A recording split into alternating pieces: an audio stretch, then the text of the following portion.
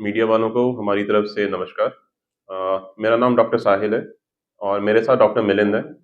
हम दोनों Fortis hospital Mohali में as a organ transplant surgery consultant काम कर रहे हैं। तो आज हम एक ऐसा केस प्रेजेंट करने आए हैं जो फोर्टिस में काफ़ी नया नया शुरू हुआ है। सिर्फ ट्रांसप्लांट सर्जरी की बात करें तो फोर्टिस हॉस्पिटल में आज की डेट में हम ऑर्गन ट्रांसप्लांट को काफ़ी आगे लेके जा चुके हैं। फोर्टिस अस्पताल में हम इस टाइम पे मोहाली के अंदर किडनी, लिवर और पैंक्रियास ट्रांसप्लांट की सेवाएं शुरू कर चुके हैं। तो ये जो सेवाएं हैं तकरीबन हर जगह आ रही होंगी। किडनी ट्रांसप्लांट तो काफी कॉमन हो चुका है। तो फोर्टिस मोहाली में हम एक्स्ट्रा क्या ऑफर कर रहे हैं, जो हमने फोर्टिस मोहाली में जो जैसा कि आपको पेपर मिला होगा जिसमें केस लिखा गया है, तो उसमें क्या है कि एक मृतक व्यक्ति से हमने अंग निकाले और उन अंगों को एक जीवित व्यक्ति में डाला, जिससे कि उन जो जीवित व्यक्ति थे उनकी जो लाइफ है वो चेंज हो गई। मतलब वो दो व्यक्ति ऐसे थे जिनका किडनी की जरूरत थी और एक को लिवर की जरूरत थी, पर उनके पास खुद के डोनर्स नहीं थे, घर के अंदर उनके डोनर्स नहीं थे। तो एक मृतक व्यक्ति ने अपने अंग दान किए। वो अंग दान जो किए वो एक जीवित व्यक्ति को, जो कि इन बीमारियों से ग्रस्त थे, किडनी और लिवर की फेलियर से ग्रस्त थे, उनको मिले। तो जब वो अंग मिले उनको, तो उससे उनका जो जीवन है वो बदल चुका है इस टाइम पे। आज की डेट में जो लिवर से ग्रस्त था वो अपना नॉर्मल जिंदगी जी रहा है, और जो किडनी से ग्रस्त था वो ट्रांसप्लांट के बाद डायलिसिस के बिना डायलिसिस मुक्त जिंदगी जी रहा है पूरी। तो ये जो ऑर्गन डोनेशन के बारे में हम बात करना चाहते थे, और आपके माध्यम से हमें इसी की जागरूकता पूरी जनता में फैलानी है कि ऑर्गन डोनेशन क्या है, कौन ऑर्गन डोनेट कर सकता है, ऐसे कैसे इसको कैसे आगे प्रक्रिया को पूरा किया जाता है। तो अगर आप स्लाइडों में देखोगे तो ऑर्गन डोनेशन वो प्रक्रिया को माना जाता है जिसमें एक मृतक व्यक्ति अपनी मर्जी से अपने अंग दान करता है। इसमें एज का कोई दिक्कत नहीं होता, हर उम्र का व्यक्ति अपने अंगदान कर सकता है। अगर आप उम्र की बात करोगे तो एक हमारे इंडिया में, भारतवर्ष में 2 दिन के बच्चे ने अपने अंगदान किए हुए हैं, और सबसे बड़ी उम्र का जो व्यक्ति है वो 86 साल का व्यक्ति है। तो उम्र का कोई लिहाजा नहीं है अंगदान को लेके, कोई भी व्यक्ति अपने अंगदान कर सकता है जब उसकी मृत्यु हो जाए। तो अब अगला सवाल आता है कि मृत्यु कैसी हो जाए, कैसी मृत्यु में हम अंगदान कर सकते हैं। हर तरह की मृत्यु में अंगदान नहीं होते। उसी व्यक्ति के अंगदान हो सकते हैं जिसकी मृत्यु ब्रेन में किसी चोट की वजह से हो, जिसमें ब्रेन का रक्त संचार खत्म हो चुका है। वो व्यक्ति ऐसा व्यक्ति होता है जिसके अंगदान किए जा सकते हैं। अगर आप बोलोगे कि किसी राह चलते जो बंदा मर गया है उसके हम अंग निकाल के किसी को डाल सकते हैं, तो वो नहीं है, ऐसा हम नहीं कर सकते। ये एक ऐसी प्रक्रिया है जो बहुत ही सुचारू ढंग से पूरी की जाती है। इसमें सिर्फ ब्रेन डेड व्यक्ति, ब्रेन डेड मतलब जिसका दिमाग मर चुका है, ब्रेन के सेल्स मर चुके हैं, उसका ब्रेन में रक्त संचार खत्म हो चुका है, वही व्यक्ति ऐसा है जो अपने अंगदान कर सकता है। और इस श्रृंखला में जो व्यक्ति आते हैं वो सारे आते हैं जिनके एक्सीडेंट से मृत्यु होती है। इसमें क्या होता है, ब्रेन डेड में एक खासियत क्या होती है कि आपके सारे अंग काम कर रहे हैं, आपकी सांस की प्रणाली काम कर रही है, आपकी हार्ट काम कर रहा है, आपके बाकी सारे अंग काम कर रहे हैं, पर उसका ब्रेन ऐसी क्षतिग्रस्त हो चुका है इस तरह से कि उसमें रक्त का संचार खत्म हो गया, और वो जो अंग काम कर रहे हैं वो डॉक्टर की या वेंटिलेटर की या दवाइयों की सहायता से काम कर पा रहे हैं। अगर उनको बिना इन चीजों के लिए छोड़ दिया जाए तो वो काम नहीं कर पाएंगे, और जो व्यक्ति है उसकी मृत्यु निश्चित है। अगर हम ये सपोर्ट सारी हटा देते हैं, जो लाइफ सपोर्ट हम कहते हैं वो हटा देते हैं, तो उसकी मृत्यु निश्चित है। तो ऐसा व्यक्ति ही अंगदान कर पाता है। अब जो ब्रेन डेड व्यक्ति है उसको डिक्लेयर किया जाता है। ऐसा नहीं है कि कोई किसी भी व्यक्ति को हॉस्पिटल में पकड़ के आप उसकी मृत्यु घोषित कर सकते हो।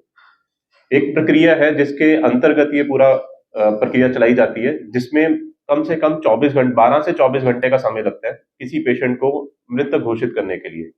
इसमें 4 लोगों की टीम बैठती है डॉक्टर्स की, जो 6 घंटे के इंटरवल पे 2 बार बैठती है, और दोनों बार अगर वो व्यक्ति मृतक पाया जाए तभी उसको मृत घोषित किया जाता है। अगर किसी भी व्यक्ति को या किसी भी डॉक्टर को लगे उस टीम के कि ये व्यक्ति मृतक नहीं है, तो उसको मृतक नहीं घोषित किया जाता और उसके अंगदान नहीं किए जा सकते।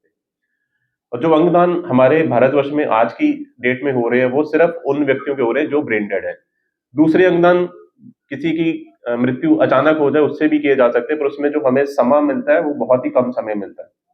आधे घंटे के समय में उन व्यक्ति से लिए जा सकते हैं जिसको हम डेथ मानते हैं। जैसे किसी का रक्त संचार खत्म हो गया, सर्कुलेटिंग डेथ जिसे कहते हैं, जिसका रक्त संचार खत्म हो गया, जो हमें डेथ लगती है, उसमें आधे घंटे का समय मिलता है जिसमें से अंग निकाल के आप किसी व्यक्ति को ट्रांसप्लांट करोगे तो उसकी जिंदगी बदल सकती है। ब्रेन डेथ व्यक्ति की अगर कोई है तो उसमें हमें काफी समय मिल जाता है, 24 से 48 घंटे का समय होता है जिसमें हम व्यक्ति के अंग निकाल के दान करेंगे तो किसी जरूरतमंद को उसका ट्रांसप्लांट किया जा सकता है।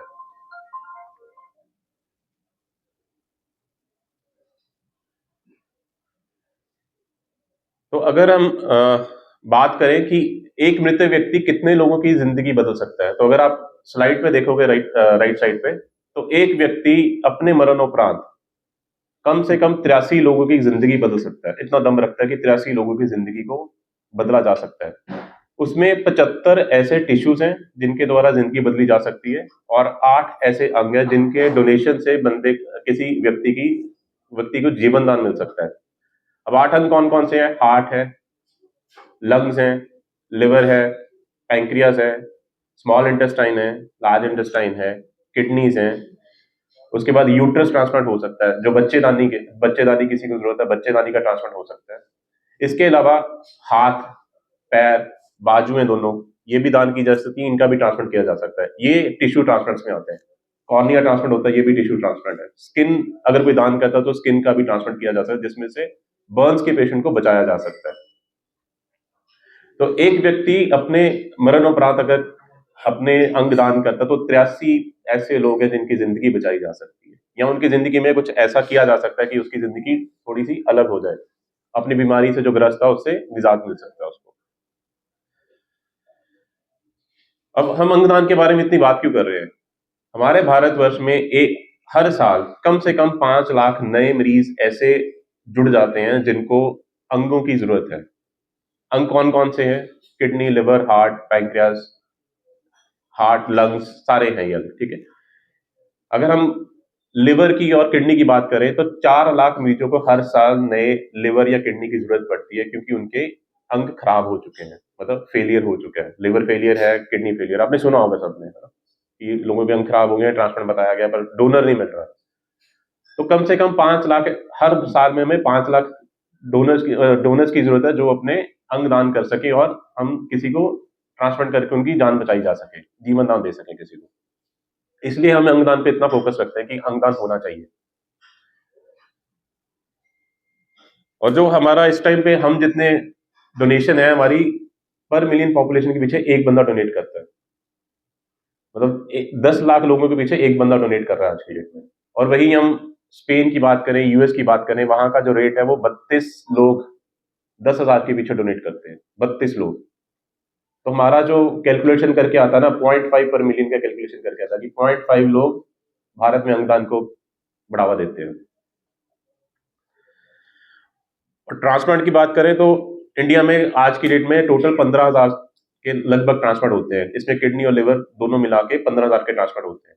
और ये जितने भी अंग आते हैं, जितने भी अंग ये मिलते हैं हमें, वो एक लिविंग सोर्स से मिलते हैं, मतलब एक लिविंग डोनर होता है। मतलब जो व्यक्ति जो व्यक्ति अंग नया लेना चाहता है, उसके घर में से कोई उठ के आएगा जो डोनेट करेगा, तभी वो ट्रांसप्लांट हो सकता है। और हमारे इंडिया में इस टाइम पे जितने भी ट्रांसप्लांट मेजोरिटी होते हैं, वो 80% जो है वो इसी प्रक्रिया से होते हैं, लिविंग डोनर से आते हैं। 20% आते हैं जो मैंने आपको बताया कि अंगदान कोई करता है मृतक व्यक्ति, उसके थ्रू आते हैं। जबकि अगर हम बाकी देशों की बात करें तो ये जो रेशो है, जो ये आंकड़ा है, वो उल्टा है। वहां पे 20% लोग लिविंग से लेते हैं अंग, और 80% जो लोग हैं उनके अंग आते हैं एक मृतक व्यक्ति से। तो ये दूसरा बात है कि ये क्या ऑर्गन डोनेशन प्रोसेस लीगल है? जो हम ऑर्गन डोनेशन की बात करेंगे सब कुछ लीगल है। तो इसके अंडर थोटा एक्ट है जो पूरा ये गवर्न करता है, जो जिसके अंदर अंतर्गत ये सारा अंगदान का प्रोग्राम चलता है। कैसे होगा, कैसे नहीं होगा, क्या नहीं होगा, वो सारा कुछ थोटा एक्ट के अंदर चलता है, और ये 100% लीगल है। और ये अंगदान की प्रक्रिया में सबसे पहले आइडेंटिफाई करना पड़ता है। आइडेंटिफाई मतलब पहले पहचानना है कि कौन ऐसा व्यक्ति है जो मृतक है। जब हम पहचानेंगे, फिर अलग अलग टीम्स को एक्टिवेट किया जाता है, सुनिश्चित किया जाता है पहले कि वो पेशेंट मृतक है कि नहीं। अगर वो सुनिश्चित हो जाता है कि पेशेंट मृतक पाया जाता है, उसके बाद 4 मेंबरी डॉक्टर की टीम बैठती है, 6 घंटे के इंटरवल पे 2 बार बैठती है। जो 20 ऐसे क्राइटेरियाज होते हैं, 20 ऐसे चिन्ह है जिनको पूरा करना होता है किसी मरीज को ब्रेन डेड डिक्लेयर करने से पहले, किसी पेशेंट को मृतक डिक्लेयर करना है तो वो 20 ऐसा क्राइटेरिया होते हैं जिसको पूरा करना है। उसके बाद ही सुनिश्चित किया जाता है कि ये पेशेंट मृतक है, और उसके बाद ही उसके अंग निकाल के ट्रांसफर किए जाते हैं। और ये सारा प्रोसेस हमारी गवर्नमेंट रेगुलेट करती है। गवर्नमेंट की एक बॉडी है नोटो, जो मैम सी दिल्ली में बैठती है। उसके अंडर 5 रोटोज है, जो हमारा इस एरिया का, जो हिसार का है या हरियाणा का, पंजाब का जो रोटो बैठता है वो पीजे चंडीगढ़ के अंदर बैठता है। और उसके आगे सोटोज है, हर स्टेट की अपनी एक एक सोटो है जो पूरी प्रक्रिया को आगे लेके बढ़ाती है और आगे लेके जाती है।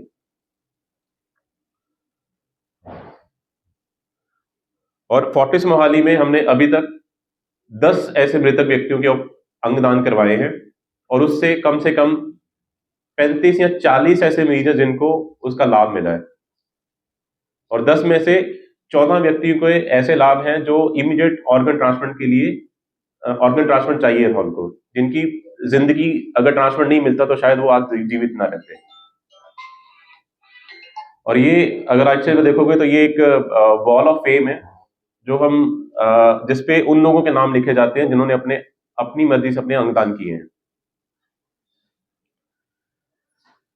तो अगर आप में से कोई भी अपने अंगदान करना चाहता है तो ये एक क्यूआर कोड है जिसको स्कैन करके आप नेशनल लेवल पे जाके अपने आप को रजिस्टर कर सकते हो। ये किसी हॉस्पिटल या किसी निजी कंपनी का नहीं है, ये आपका नेशनल लेवल पे सारा जितनी भी प्लेजेस है, जितने भी आपके संकल्प है कि हम अंगदान करना चाहते हैं, ये नेशनल लेवल पे जाता है और नोटो के वेबसाइट पे जाके ये होता है। ये क्यूआर कोड स्कैन करोगे तो वहां पे जाके होगा।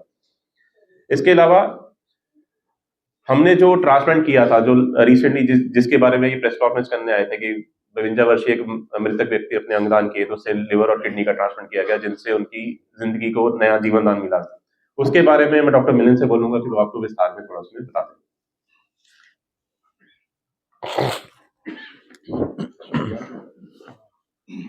शुक्रिया आप सबका यहाँ पे आने के लिए। मेरा नाम डॉक्टर मिलिंद है, मैं ट्रांसप्लांट सर्जन हूँ मोहाली में।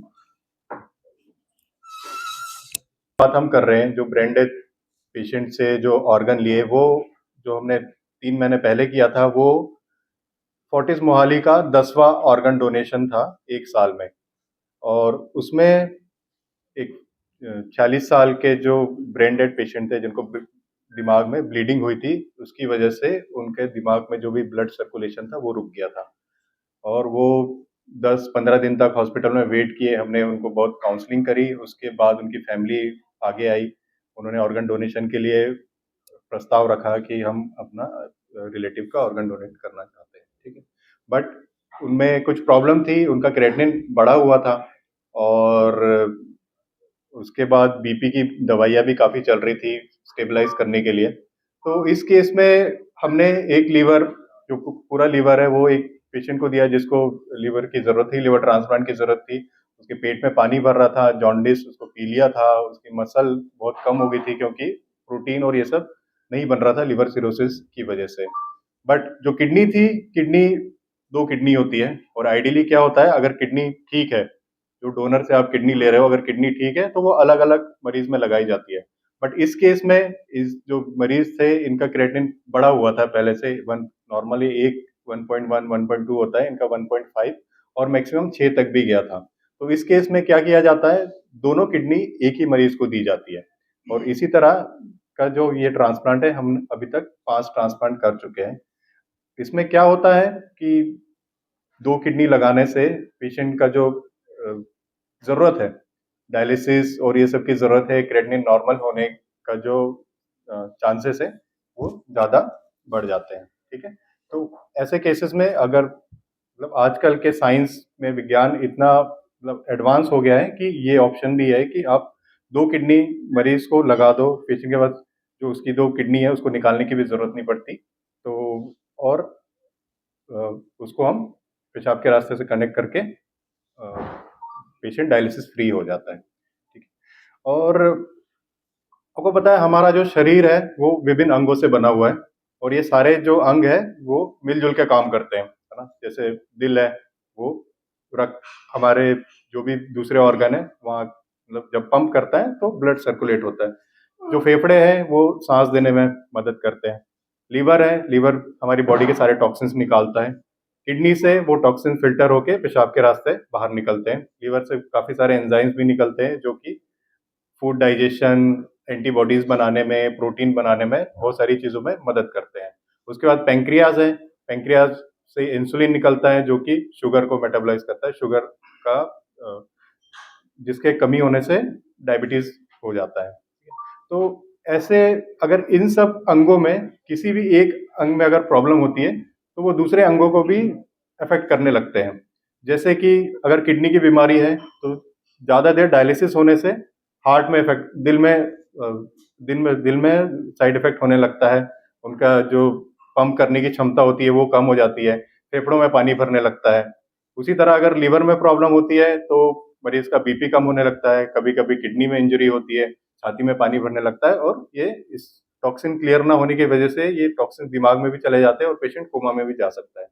तो इसलिए ऐसा नहीं है कि अगर लीवर खराब हुआ है या किसी को लीवर ट्रांसप्लांट की जरूरत है या किडनी ट्रांसप्लांट की जरूरत है तो हम एडवाइस करते हैं कि ये जल्दी से जल्दी होना चाहिए, क्योंकि इसकी वजह से दूसरे ऑर्गन में भी इफेक्ट पड़ता है। और जितना लेट ट्रांसप्लांट किया जाता है उतना ही जो सर्वाइवल रेट या ट्रांसप्लांट के आउटकम है वो कम होते जाते हैं। ठीक है, तो मैं आपके, हमें पता है जैसे आजकल बीमारियां बहुत बढ़ गई है ना? लोगों को आपने कई बार सुना होगा कि जिम में एक्सरसाइज करते करते किसी को अटैक आ गया, हार्ट अटैक, कोई कहीं फंक्शन में कुछ ऐसे डांस कर रहा है, कुछ कर रहा है, सडन हार्ट अटैक आ गया। तो ये बीमारी बहुत ज़्यादा बढ़ चुकी है, हार्ट की बीमारी बढ़ चुकी है। मोटापा हमारी जो सोसाइटी है उसमें काफ़ी ज़्यादा प्रेवलेंट हो रहा है, मोटापा बढ़ते जा रहा है, जिसकी वजह से बहुत हमारे सारे ऑर्गन डैमेज हो रहे हैं। तो मैं आपके माध्यम से यही कहना चाहूँगा, लोगों को ये बताना चाहूँगा कि एक तो हमें अपने खुद की जो हेल्थ है उसको फिट रखना है, हमें अवेयरनेस फैलानी है कि हम हेल्दी कैसे रहें, अच्छा खाना खाना है, अच्छा हेल्दी फूड खाना है, अल्कोहल जिसकी वजह से लीवर या बाकी ऑर्गन खराब हो रहे हैं उसको अवॉइड करना है। अगर किसी को शुगर है तो शुगर कंट्रोल करना है, क्योंकि शुगर से भी काफ़ी सारे ऑर्गन्स डैमेज होते हैं। ठीक है, जो लीवर सिरोसिस होता है आजकल सबसे मोस्ट कॉमन है, मोटापा होना, या किसी को डायबिटीज़ है, किसी की बॉडी में लिपिड्स ज़्यादा है, तो उस केस में लीवर डैमेज हो रहा है। उसके बाद अल्कोहल की वजह से होता है, हेपेटाइटिस की वजह से होता है। तो ये जो वायरल हेपेटाइटिस होते हैं, इसके लिए अवेयरनेस ज़रूरी है, क्योंकि अगर आप खुद के लिए अवेयर नहीं होंगे, आपको पता नहीं रहेगा कि आपकी बॉडी में क्या चल रहा है, तो आप नहीं जान पाओगे कि आपको किस चीज़ की ज़रूरत है या ये आगे कितना सीरियस हो सकता है। तो इसी के साथ मैं अपना यहाँ पे जो अ, ये प्रेस कॉन्फ्रेंस है ये समाप्त करता हूँ। आपको अगर और कुछ क्वेश्चन पूछना है, कोई सवाल है तो लोग सब जैसे जो पार्ट्स दूसरे व्यक्ति के साथ होता है जी। तो वो ताउम्र चलते हैं या एक लिमिट है? ये लिमिट तो हमने तो, जैसे किडनी ट्रांसप्लांट की बात करोगे, हमने ऐसे-ऐसे मरीज़ भी देखे हैं जो 30-30, 40-40 साल तक चल चुके हैं, ठीक है? बट ट्रांसप्लांट के बाद कुछ काफ़ी सारी प्रॉब्लम्स होती है जिसकी वजह से ऑर्गन ये डैमेज हो सकते हैं।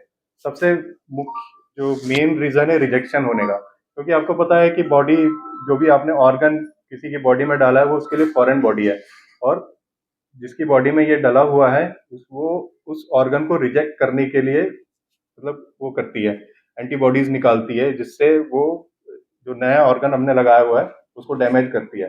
तो इसके लिए हमें कुछ मेडिसिन देनी पड़ती है जिससे ये जो प्रक्रिया है, ये रिजेक्शन वाली प्रक्रिया है, ये कम हो जाए। ठीक है, बट ऑलमोस्ट 5 से 10% केसेस में ऐसा होता है कि वो रिजेक्शन हो जाता है, और मल्टीपल रिजेक्शन की वजह से ऑर्गन बाय द टाइम कुछ टाइम बाद डैमेज हो जाते हैं। ठीक है, तो ऐसे हम बात करते हैं उसमें 5 year survival rate, organ graft survival. तो अगर किडनी की बात करें तो 5 साल का जो सर्वाइवल रेट है वो 80% है ना? मतलब कि 10 में से 8 जो मरीज हैं 5 साल बाद उनका किडनी मतलब अच्छे से काम करती होगी, है ना?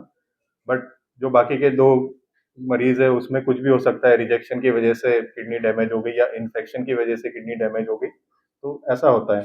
लीवर में सेम, अगर 5 साल ग्राफ्ट सर्वाइवल की बात करें, 100 में से 85 जो लोग जिनका लिवर ट्रांसप्लांट हुआ है वो अपनी जिंदगी नॉर्मल से जीते हैं।